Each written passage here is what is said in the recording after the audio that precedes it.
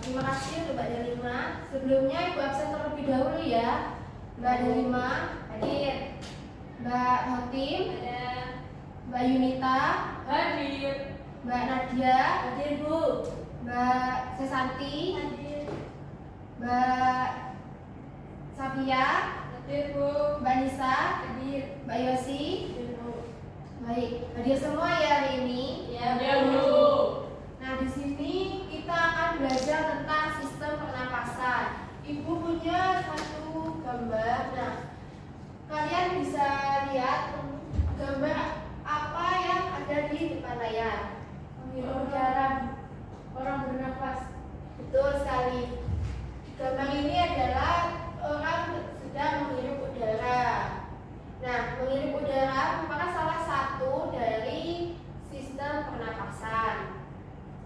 Sebelumnya Ibu akan menjelaskan tentang tujuan pembelajaran. Tujuan pembelajaran pada hari ini yaitu menganalisis hubungan antara struktur jaringan penyusun organ pada sistem respirasi beserta bioprosesnya sehingga dapat menjelaskan proses pernapasan serta gangguan fungsi yang mungkin terjadi pada sistem respirasi manusia. Pada pembelajaran hari ini kita akan menggunakan model pembelajaran Jigsaw.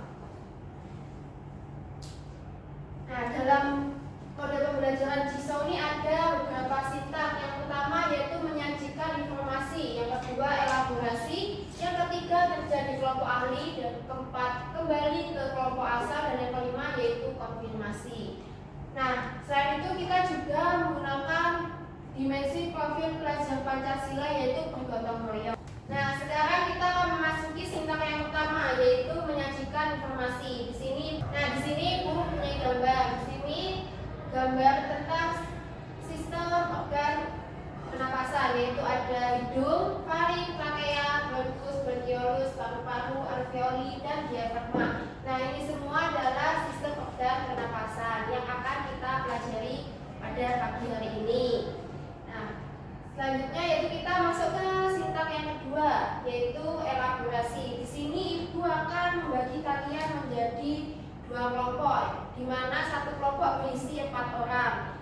Untuk kelompok pertama yaitu Mbak Yosi, Mbak Sesanti, Mbak Anissa, dan Mbak Safia. Dan untuk kelompok yang kedua Mbak Delima, Mbak Nur Fatimah, Mbak Yunita, dan Mbak Nadia.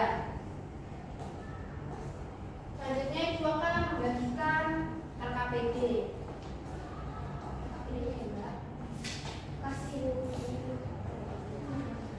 Nah, kelompok yang sudah Ibu bentuk ini yaitu kelompok asal. Sekarang Ibu akan membentuk kalian menjadi kelompok ahli dengan cara berhitung dimulai dari Mbak Delima. 1, 3, 4. 1, 2, 3, 4. Nah, ini nanti siswa yang mendapat nomor yang sama akan berkumpul dengan nomor yang sama seperti 1 dan 1, 2 dan 2, begitu pun seterusnya. Nah, untuk materi untuk kelompok ahli sendiri yaitu kelompok ahli 1 akan mendapatkan materi hidung, laring, dan faring. Untuk kelompok 2 akan mendapatkan materi trakea. Untuk kelompok 3 akan mendapatkan materi paru-paru, dan kelompok 4 akan mendapatkan materi bronkus dan bronkiolus. Nah, sekarang silakan kalian bergabung dengan kelompok ahli kalian tadi.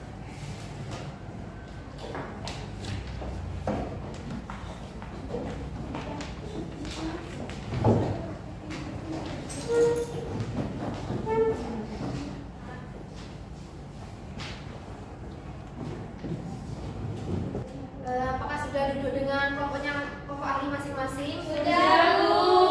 Nah, silakan kalian mencari informasi dari materi yang telah Ibu bagi tadi. Ibu kasih waktu selama 7 menit ya, anak-anak. Ya, Bu.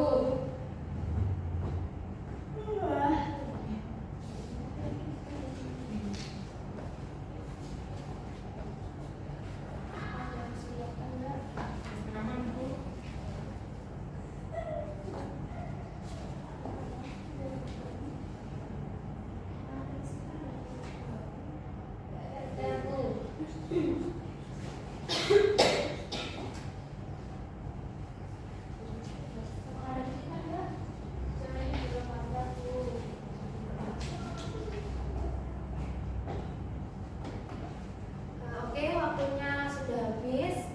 Silakan kalian kembali ke kelompok asal yang kalian tadi.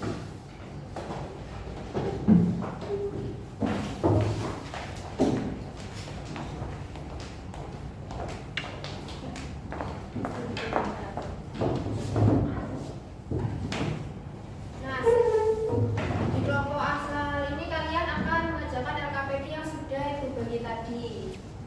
Silakan berdiskusi dengan kelompoknya.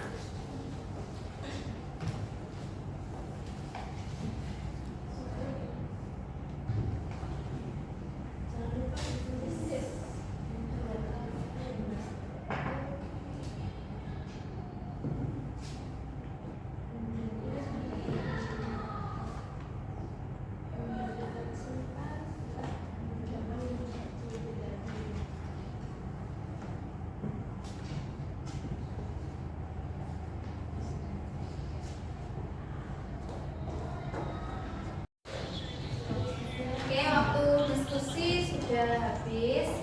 Di sini kita akan masuki sikap yang terakhir, yaitu konfirmasi. Ibu minta satu kelompok untuk presentasi. Kelompok 2, silakan presentasi.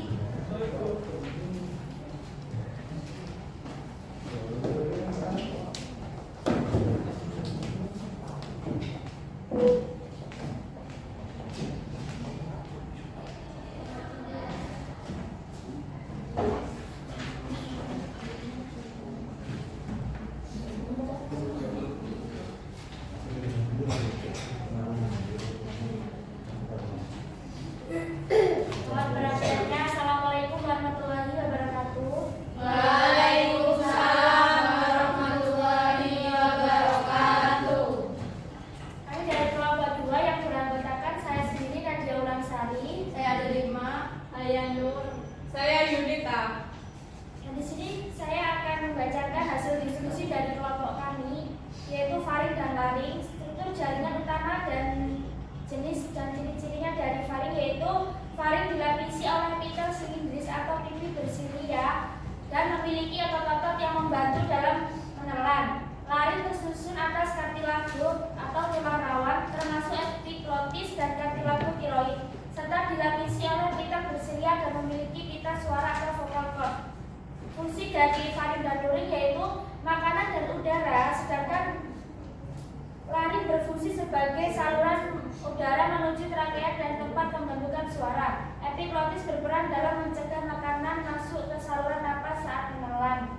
Proses yang terjadi yaitu kalau di laring pita suara bergetar saat udara melewati menghasilkan suara. Laring juga menutup jalan nafas saat menelan makanan dan juga mencegah tersedak. Mungkin itu saja dari kelompok 2. Mungkin ada yang mau bertanya dari kelompok 1.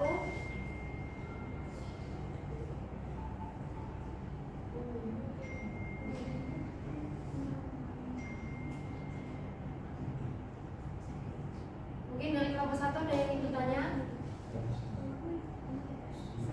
Kalau tidak ada, mungkin kelompok 2 bisa menutup. Mungkin itu saja dari kelompok 2. Terima kasih perhatiannya. Wassalamualaikum warahmatullahi wabarakatuh. Waalaikumsalam warahmatullahi wabarakatuh. Baik, terima kasih untuk kelompok 2. Tepuk tangan untuk kelompok 2. Baik, Ibu akan memberi penguatan sedikit untuk materi sistem organ pernapasan. Pernapasan atau respirasi adalah proses mengambil oksigen dari lingkungan dan mengeluarkan karbon dioksida sebagai hasil sisa metabolisme tubuh. Proses ini sangat penting karena oksigen diperlukan untuk mengubah zat makanan menjadi energi yang dibutuhkan oleh sel tubuh. Dalam sistem pernapasan itu ada hidung, faring, trakea, bronkus, bronkiolus, paru-paru, alveoli, dan diafragma. Hidung merupakan organ pertama tempat masuknya udara pernapasan. Selain sebagai alat penciuman, hidung berfungsi untuk menyaring, melembabkan, dan menghangatkan udara yang masuk. Di dalam rongga hidung terdapat rambut halus dan selaput lendir yang berperan menangkap partikel debu, kotoran, dan mikroorganisme. Udara yang masuk juga mengalami pemanasan oleh pembuluh darah di sekitar rongga hidung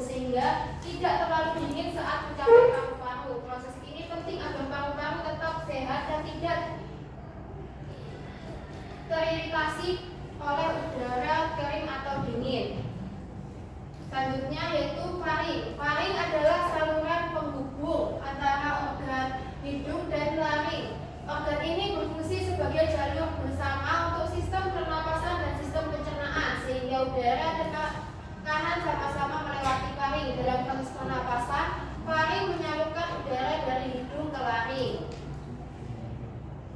Selanjutnya yaitu trakea. Trakea adalah tabung berongga panjang sekitar 10 sampai 20 cm yang terbuat dari tulang lawan berbentuk cincin.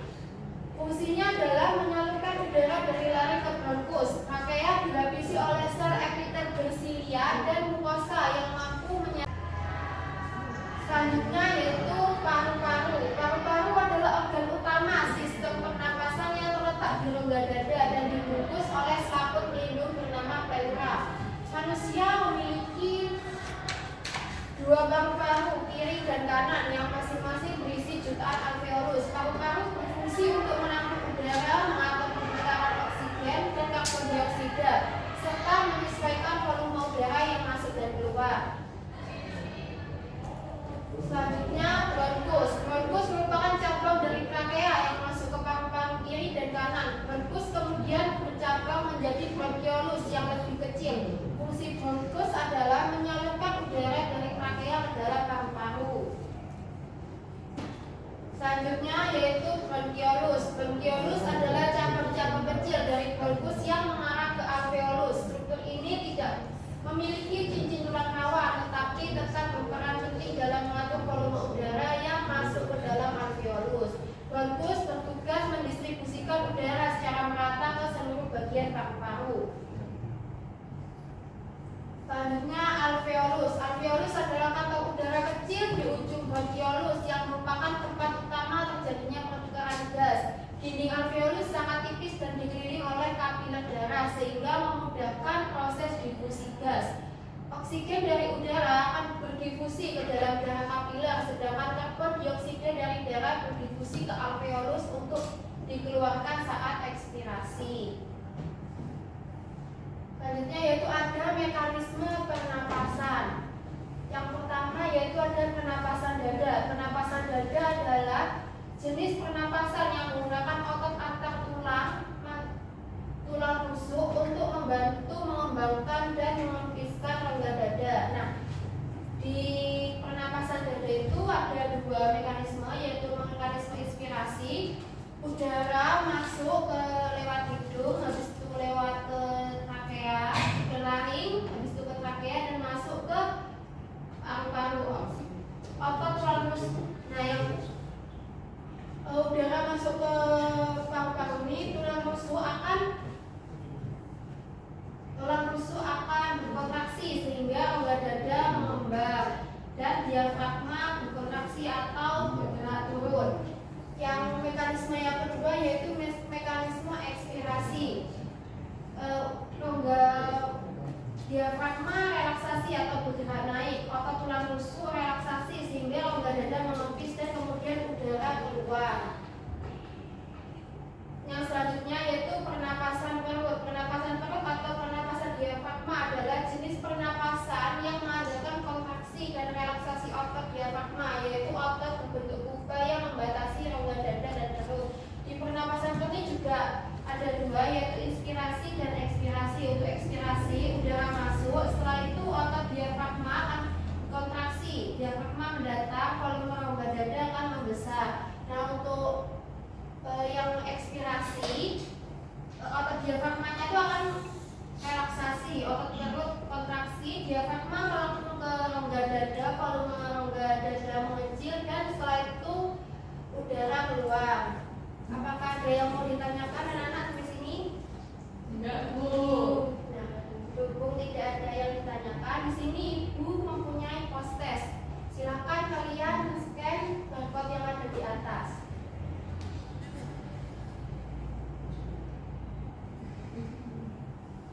Sudah, Bu. Apakah bisa di-scan anak-anak barcode-nya? Bisa, Bu. Bisa. Nah, bisa, Bu. Ibu beri waktu kalian 10 menit untuk mengerjakan post test ini. Baik, Bu.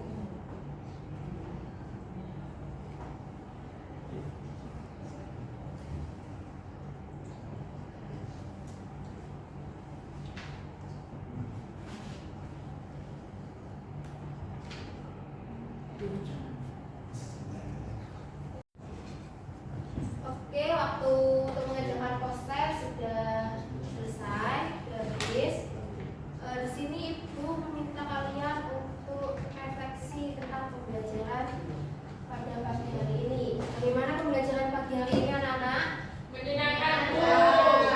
Seru, Bu. Seru. Oke. Ibu minta Mbak Fatimah untuk merefleksikan. Menurut saya untuk pembelajaran hari ini itu sangat menyenangkan karena dengan adanya pembelajaran ini saya menjadi tahu fungsi-fungsi dari sistem organ pernapasan. Terima kasih Mbak Fatimah. Nah, benar apa yang dikatakan oleh Mbak Fatimah. Nah, sistem organ pernapasan tadi itu sangat penting untuk kita karena sistem organ pernapasan itu salah satu sumber kehidupan kita juga ya anak-anak. Ya, Bu. Ya, Bu. Mungkin itu saja materi yang dapat Ibu sampaikan pada pagi hari ini. Dan untuk materi minggu depan yaitu gangguan sistem pernapasan. Jangan lupa untuk belajar terlebih dahulu ya anak-anak untuk memudahkan pembelajaran minggu depan. Baik, Baik, Bu. Bu. Mungkin itu saja kurang lebihnya. Sebelum itu marilah kita membaca hamdalah bersama-sama.